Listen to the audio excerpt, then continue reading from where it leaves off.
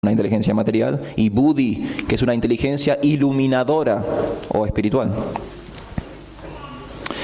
Prabhupada dice en su significado, en este verso la palabra buddhi yogam es muy significativa.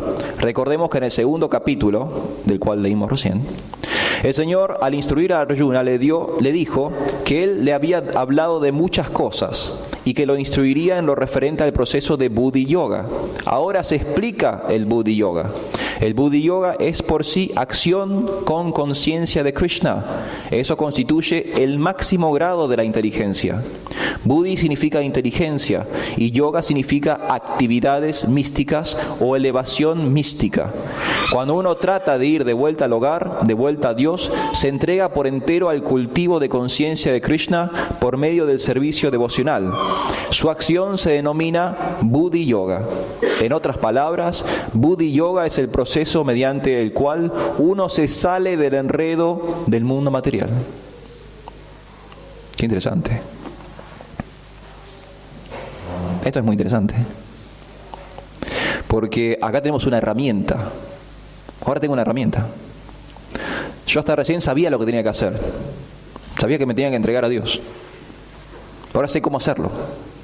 Haciendo uso de mi inteligencia. Krishna también lo dice esto en otro verso, en el famoso verso en el cual nos enseña cómo acercarnos a un maestro espiritual. Entonces Krishna le dice a Arjuna, mira, mi recomendación cuando vos te acerques a un maestro espiritual es que seas humilde, que seas sumiso, que prestes algún tipo de servicio y hagas preguntas inteligentes. Otra vez, el uso del buddhi como herramienta de liberación. No cualquier pregunta. Haga una pregunta inteligente. Y no solo sentate a preguntar, presta un tipo de servicio. Bhakti, servicio devocional. Voy a leer un verso más, que es el 5.4. Estamos paseando por el Bhagavad Gita, pero estamos viendo versos que tienen correlación, que se corresponden mutuamente. Esto es así porque en el Bhagavad Gita se habla de 5 temas principales. Entonces, aunque es una conversación larga, en realidad se repiten temas todo el tiempo. ¿Qué es el sistema pedagógico básico? Por ejemplo, un niño cuando entra a jardín aprende matemáticas, pero lo aprende desde un nivel de jardín, que yo supongamos 2 más 2, 4. Pero cuando uno está haciendo un profesorado de, física cuántica en la universidad, también aprende matemáticas, pero ya son esas ecuaciones de pizarrón entero. Pero es matemáticas. En los 2 niveles hay matemáticas. Y el niño va a ver matemáticas todo el tiempo, mientras que está escolarizado. En el jardín, en la primaria, en la secundaria, en la universidad. ¿Cuál es la diferencia? Cada vez se vuelve más complejo. El maestro le agrega un escalón más para que el niño suba un nivel más en su conocimiento. Y Krishna hace eso en el Bhagavad Gita con Arjuna. Arranca de cosas muy sencillas y después repite esas cosas sencillas cada vez con un poquito más de información. Estamos en el 5.4. El 5.4 dice, traducción, solo los ignorantes hablan del servicio devocional karma yoga, interesante, eso después podemos hablar también, como algo diferente al estudio analítico del mundo material, Sankhya. Aquellos que verdaderamente son eruditos dicen que aquel que se consagra bien a uno de estos senderos obtiene el resultado de ambos. Qué interesante. En el significado, Prabhupada dice lo mismo que dijimos anteriormente de esta forma. El objetivo del estudio analítico del mundo material es el de encontrar al alma de la existencia. Ese es el objetivo de la ciencia. Encontrar la raíz de todo. Esto lo podemos ver en la filosofía antigua. En la filosofía antigua griega hubo una primera etapa de la filosofía donde un grupo de filósofos, conocidos como presocráticos, buscaban lo que se conoce como arjé. El arjé es esto, es la raíz de todo. En un momento los griegos estaban muy interesados en conocer la raíz de todo. Y distintos filósofos presentaron distintas teorías. Nosotros conocemos a Heráclito, ¿no? Que es un filósofo con buena prensa. Claro, porque hay mucho más que uno desconoce, ¿no? Pero Heráclito es el del movimiento. Heráclito decía, hay movimiento. El mundo está en constante movimiento, nada se detiene, hay un cambio perpetuo. Y tiene la famosa frase, uno no se puede bañar 2 veces en el mismo río. Y para Heráclito, por ejemplo, el origen de todas las cosas era el fuego, que de paso simbolizaba su idea del cambio. El fuego nunca está quieto, nunca está igual. No hay forma de que las llamas se queden quietas. Es imposible, ¿no? Uno prende un fuego y está todo... Y hay un constante cambio en el fuego. Pero había muchos otros filósofos que planteaban distintas alternativas. Por ejemplo, un filósofo decía que el origen de todo era el agua, que materialmente no está nada mal, porque si uno reduce el mundo material en un gran factor o porcentaje, hay agua en las cosas. Otro decía que era el éter, que el origen del todo era la nada. Pero había uno que decía el origen del todo era Dios. Y este es un filósofo muy interesante en la antigüedad griega, porque los griegos eran politeístas. Pero él planteaba la idea de que incluso esos dioses, Zeus, Atenea, Poseidón, también tenían que venir de algún lugar. No es que esto viene de algún lugar y el monte Olimpo no. No, todo tiene que venir de algún lugar, decía el tipo. Entonces tiene que haber un Dios de dioses, un creador total. Y él propuso como arjé Dios, en un principio de idea de monoteísmo en Grecia. Estamos hablando de 4.000 años atrás. Que es muy interesante porque coincide en tiempo con la aparición de Krishna en la Tierra. Muy interesante. Hay muchos vínculos entre la antigüedad griega y el mundo védico. Platón, por ejemplo, Platón es... O sea, faltaba que lo iniciaran, básicamente, pero todo lo demás lo hacía. Era vegetariano, no creía en Dios.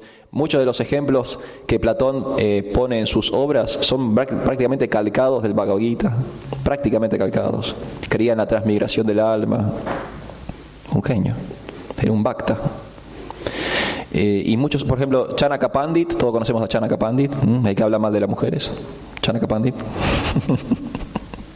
Chanaka Pandit estuvo con Alejandro Magno.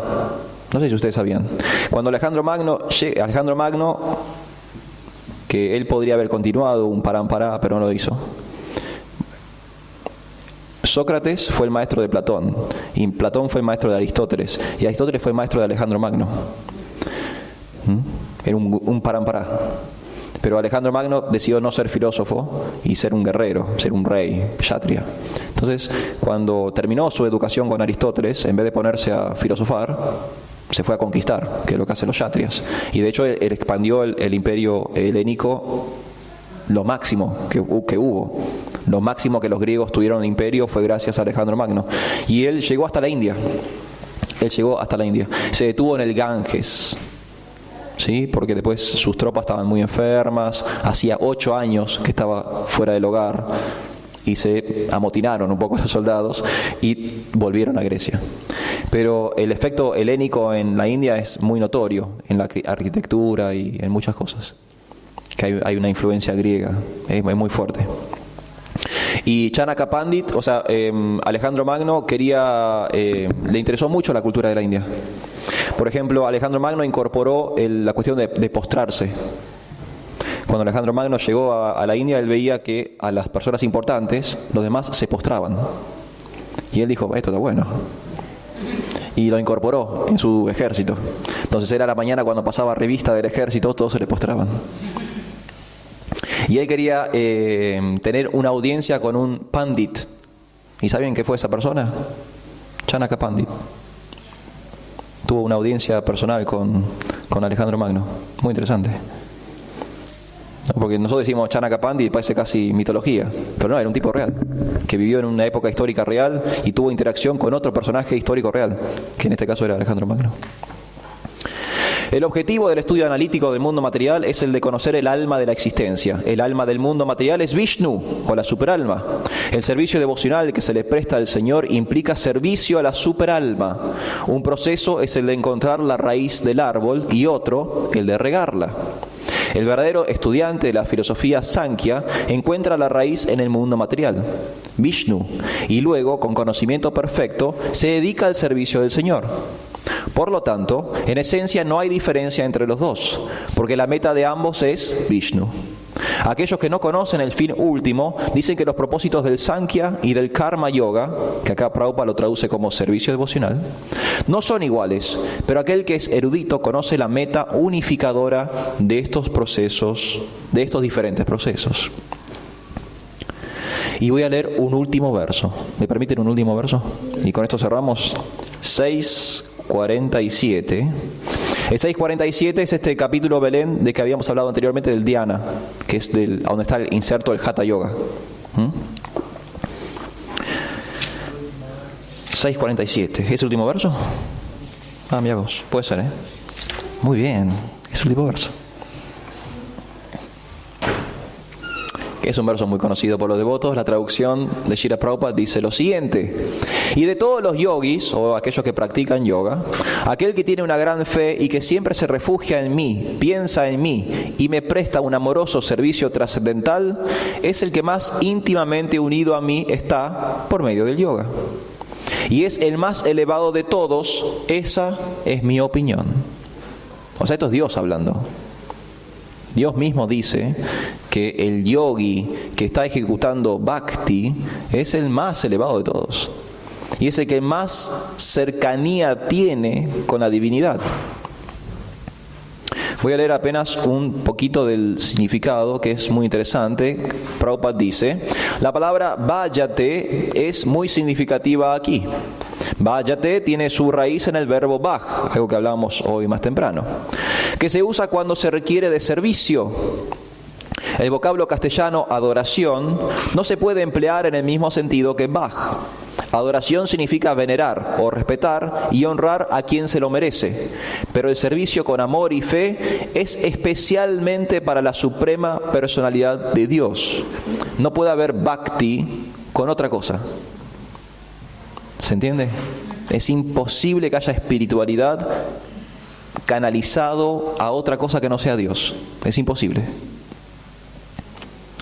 Uno puede dejar de adorar a un hombre respetable o a un semidios, y quizás se lo llame descortés, pero no se puede dejar de servir al Señor Supremo sin ser censurado por completo.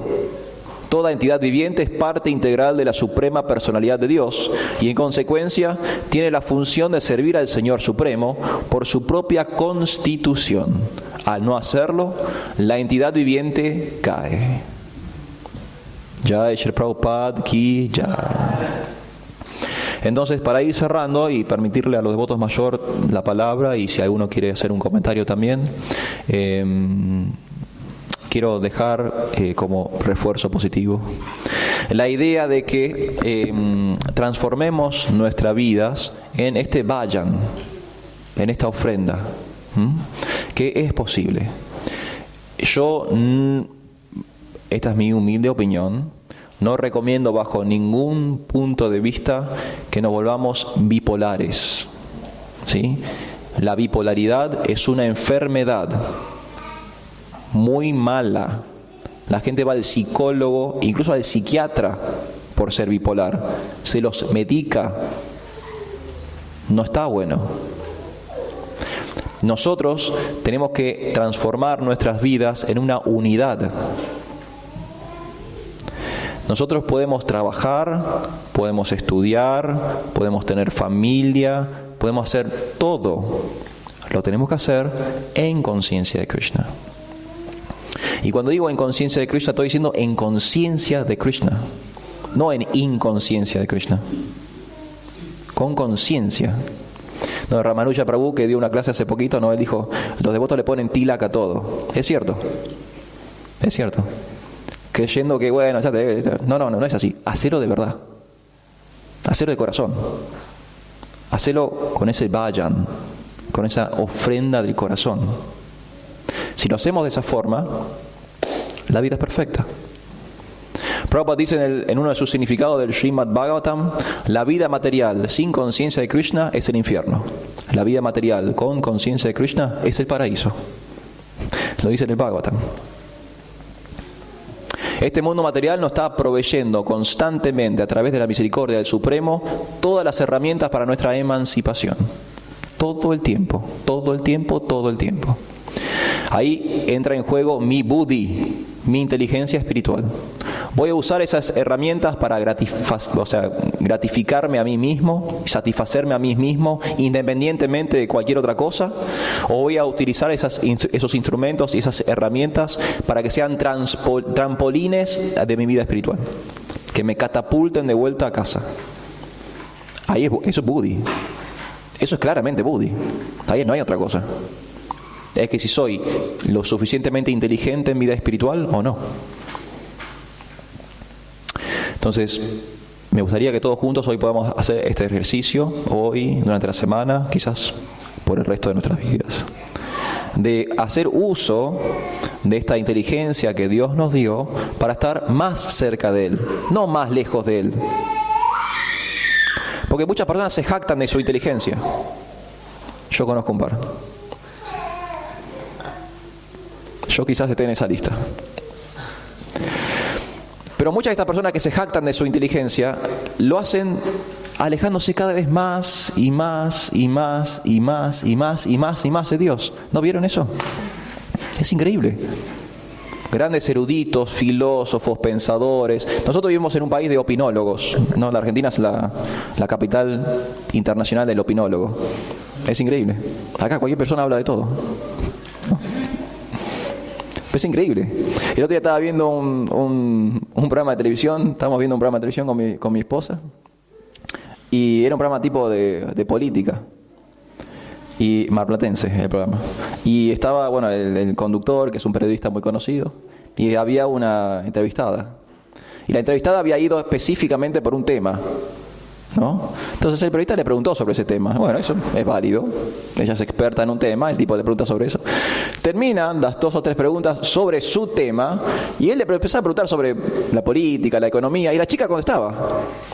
Y yo decía, ¿puede ser experta en todos los temas de la actualidad nacional? ¿Qué onda? Entonces, mi humilde aporte a la clase del día de hoy es que usemos nuestra inteligencia para profundizar en nuestra espiritualidad. Y veamos con nuestra inteligencia espiritual cómo hacer que cada instante de nuestras vidas estén dedicados al servicio de Dios y de sus devotos. Desde nuestras familias, desde nuestros trabajos, desde cualquier ocupación que tengamos, cualquier instante, no importa si es mucho, si es poco.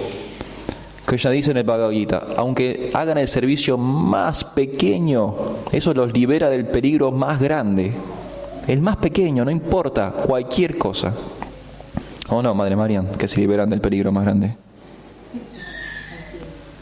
¿No? Hay evidencia fáctica de que eso es así. Muy bien, devotos, son muy amables. Gracias por su atención. Jai Shri Prabhupada Ki Jai, Gaura Premanande Haribo.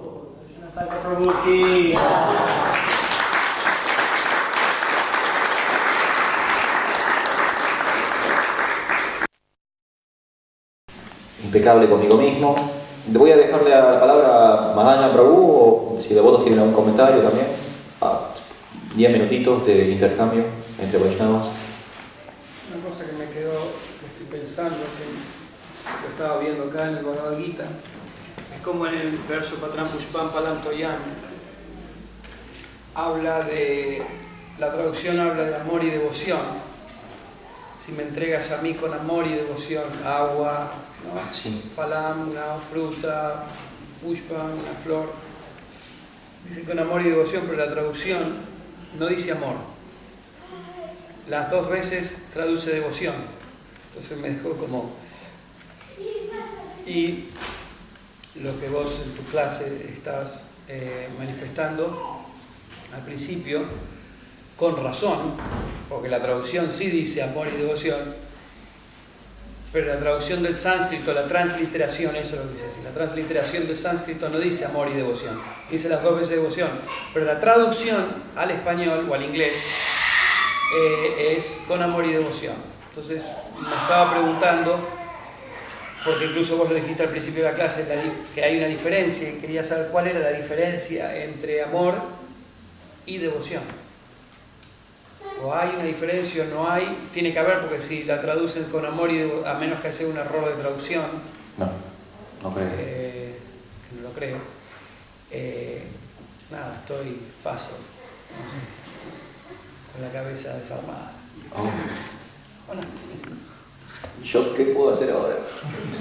¿Y ahora quién podrá defenderme? ¿Quién podrá defenderme? Definir devoción. Definir primero devoción. Sí, un devoto mayor, por favor, sáqueme de este aprieto. No, es como que conlleva que si uno no tiene amor, no puede tener devoción. Porque en la devoción está incluido el amor. Uno no puede ejecutar algo, ser devocional, sin que haya incluido el amor en uno. Tiene que haber una entrega de sí mismo para desarrollar devoción. Entonces, ahí va, como que está unido, pero sin el amor no puede haber devoción. Uno no puede decir, qué devoto esta persona, si no está incluyendo el amor, la entrega. Amor es entrega. Prabhupada dice que no necesita el hecho de amar a alguien si uno no lo sirve. Y el servicio es entrega. Es tu tiempo, es tu inteligencia, es tu todo para agradar a la persona amada. Bueno, algo de eso. Gracias, Amor y devoción. Por ahí andaba canal, pero todavía no me... Sí, no, seguro que hay más filosofía detrás. No, pero estuvo bueno el punto, pero todavía no me queda, quizás... Espera un segundo, porque nos animamos para que diga iluminar algo. Como usted bien explicó, Prabhu, devoción solo existe por Dios, no existe devoción por los semidioses. Pero solo devoción, quizás uno pueda dirigirse hacia Dios, pero sin amor, buscando algo a cambio. Es un poco lo que dijo el devoto. Amor significa entregar sin querer recibir. Pero uno puede dar amor, pero tiene que estar imbuido con devoción para que esté dirigido hacia Dios. Como que araña ahí, pero Está bueno. no la puedo, todavía no me...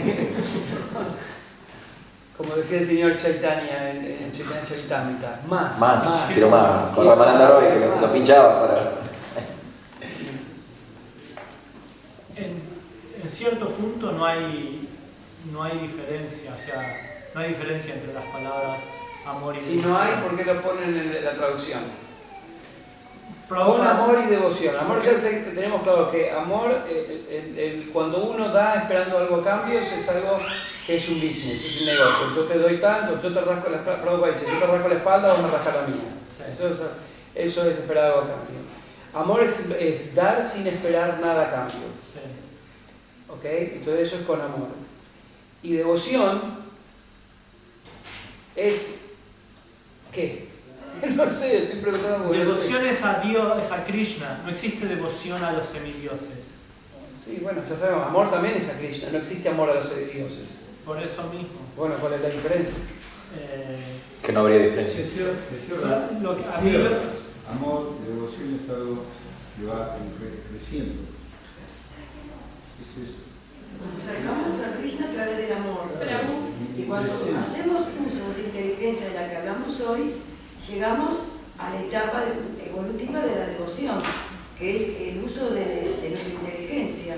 Es mayor un amor encima de devoción, es algo en crecimiento. Como que están unidos.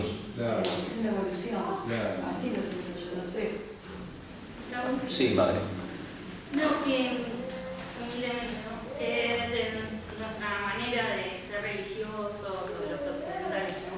Muchas veces se dice que uno es devoto por hacer ciertos ritos mecánicamente, pero entonces si uno tiene amor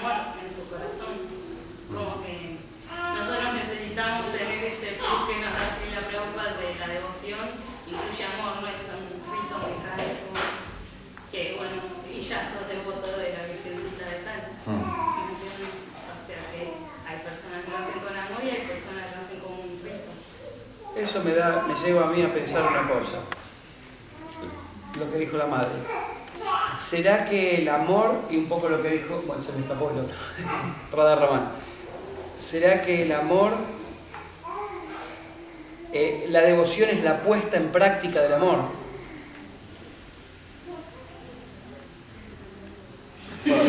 No, y tiene que ver con lo que hablamos al comienzo, porque Prabhupada mismo traduce bhakti como servicio devocional, no como devoción propiamente dicha. Entonces ahí Prabhupada también no está como... Prabhupada muchas veces en sus traducciones no es literal. Por ejemplo, ahora mi maestro espiritual tradujo el Bhagavad Gita, lo tradujo de forma literal, tipo palabra por palabra, sí, lo que es. Pero Prabhupada, nosotros como hoy encontró Maharaj en este ejemplo, en el Bhagavad Gita, podemos encontrar muchos ejemplos así, ¿no? Que de la transliteración hay una intencionalidad de Prabhupada. Prabhupada intencionalmente le pone un énfasis a ciertas palabras o agrega, por ejemplo, bhakti, que es simplemente devoción, para nosotros se traduce en servicio devocional. Entonces hay como un agregado de Prabhupada para nosotros comprender que hay un trasfondo a esa devoción. Sí, porque lo que está haciendo Prabhupada es interpretando. Muchas personas tienen miedo a la palabra interpretar, ¿no? Pero el punto es ¿quién interpreta? Una persona está interpretando una persona que es un devoto puro porque ser una acharya, porque ha demostrado ser un devoto puro y porque ha llevado toda una vida de impecabilidad, ¿no? Ha llevado toda una vida de impecabilidad, ha demostrado la perfección de un ser humano perfecto, ha demostrado la perfección de un devoto. Por eso la interpretación de Prabhupada es una interpretación digna de escuchar y de estudiar. Personas que no son impecables ni nada, lo interpretan. Juan de los Palotes puede interpretar que Connie Méndez interpretó quién es Connie Méndez, ¿no? Pero bueno. Claro, es una interpretación perfecta porque Entonces, la interpretación de Prabhupada, esa es una interpretación. Entonces, a veces él puede hacer esto con el Bhagavad Gita. Entonces, eso es lo interesante.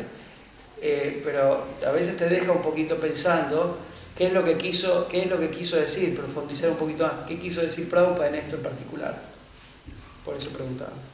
Perdón, una cosa, yo no sé si yo por lo menos pero yo personal, no interpreto la devoción sin cierta motivación del amor. Es como que yo veo que el amor está dentro de la devoción. Por eso no lo separo, por eso devoción y devoción es como... Por eso, pero como lo separaron, me quedé porque yo también... Y por ahí para nosotros que somos un poco más ignorantes, entre comillas, para que lo entendamos, es amor y devoción, en esa traducción, para que entendamos más nosotros desde por ahí nuestra... Claro, occidentales, como que por ahí entendamos amor y devoción. Por ahí devoción también es como aprendimos, ¿no? Está la palabra voto. Dentro de la palabra devoción está el voto, que uno ejecuta votos por amor para agradar a Dios y a los devotos, ¿no? Dentro de devoción está la palabra voto también.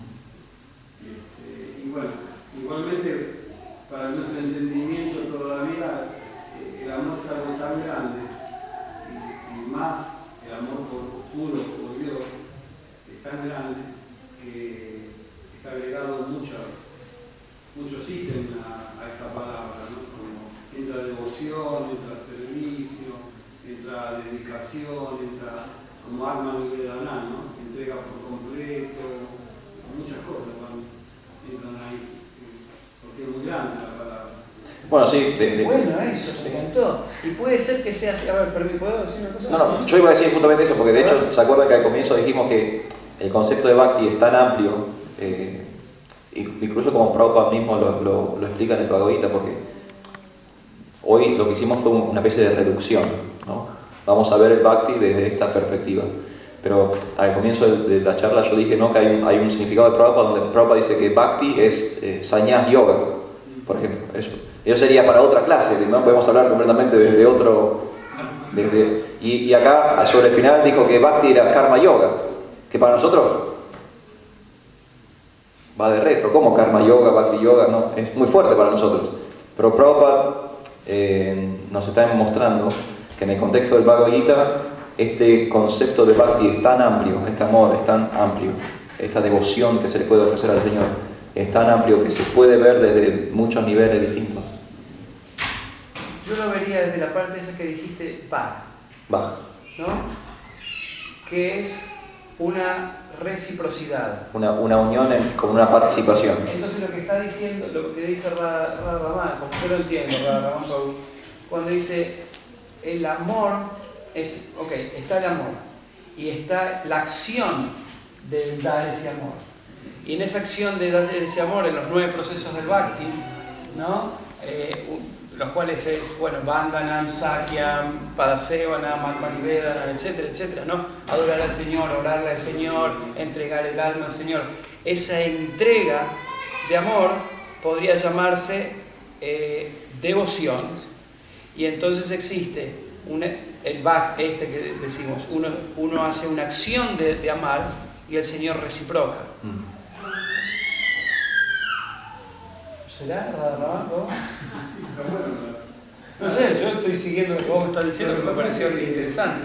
Lo que pasa es que se dice que entender el plano espiritual desde una mentalidad materialista o de la lógica material, es que como que no sirve hasta un cierto punto la mente, digamos, ¿no?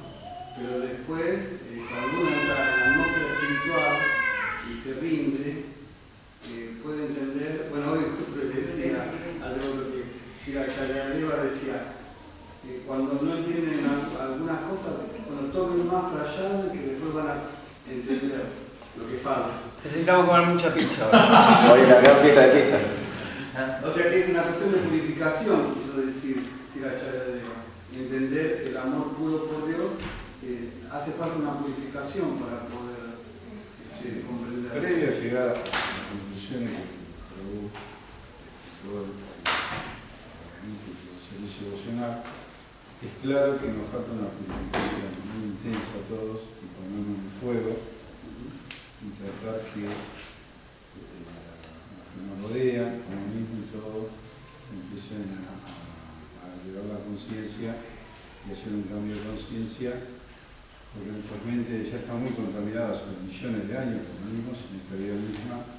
Entonces ahí, a partir de ese movimiento de entrada que empezamos a hacer, y a donde se presenta la otra parte que vos decís, que Krishna te da la inteligencia.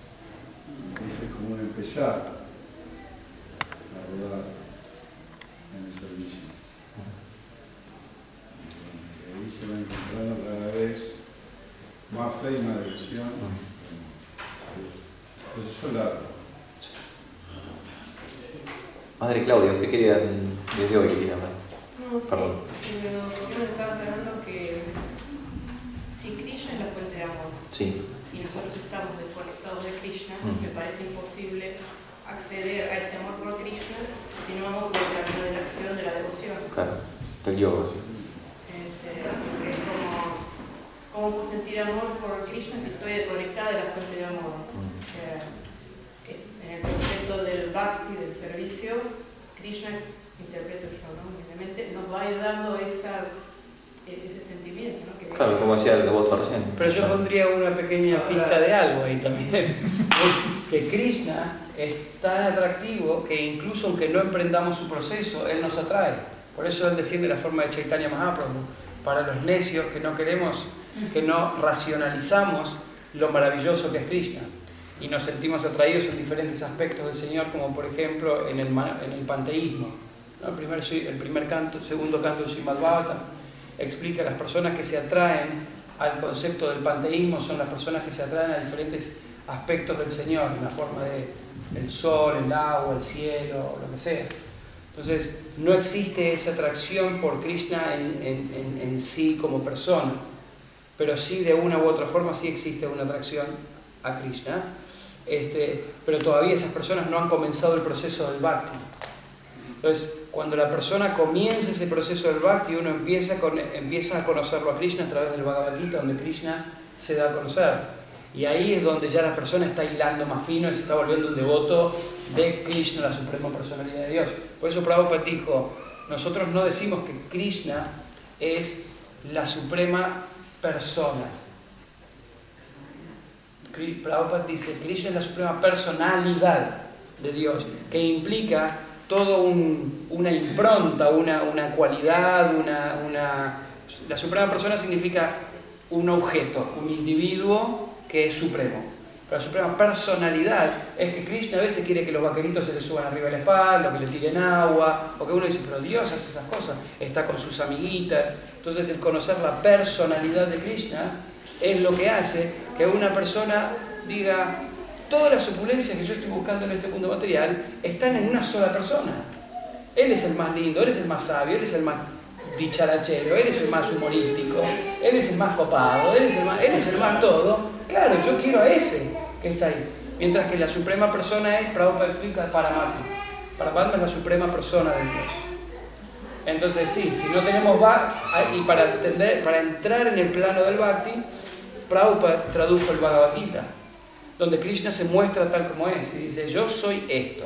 Sí, puedo ser el que tiene 1000 brazos, 1000 bocas y todo, y la forma universal, pero también soy el que estoy llevando tus caballos mientras vos me pones un pie en la cabeza, porque se dice que cuando los charioteers, los aurigas van manejando, ellos van abajo y el guerrero va arriba, y el guerrero va llevando al auriga, le va tocando con los pies. Le toca el pie izquierdo, doble para la izquierda, le toca el pie derecho, doble para la derecha, le toca la cabeza, bueno, no sé qué será que le toca la cabeza. Y Krishna está teniendo el pie de Arjuna todo el tiempo acá, por un lado y para el otro. Y entonces Krishna está así, pero Krishna en un momento le dice, y ahora te muestro la forma universal. Al que le estás poniendo un pie en la cabeza es esto. ¡Wow! Entonces,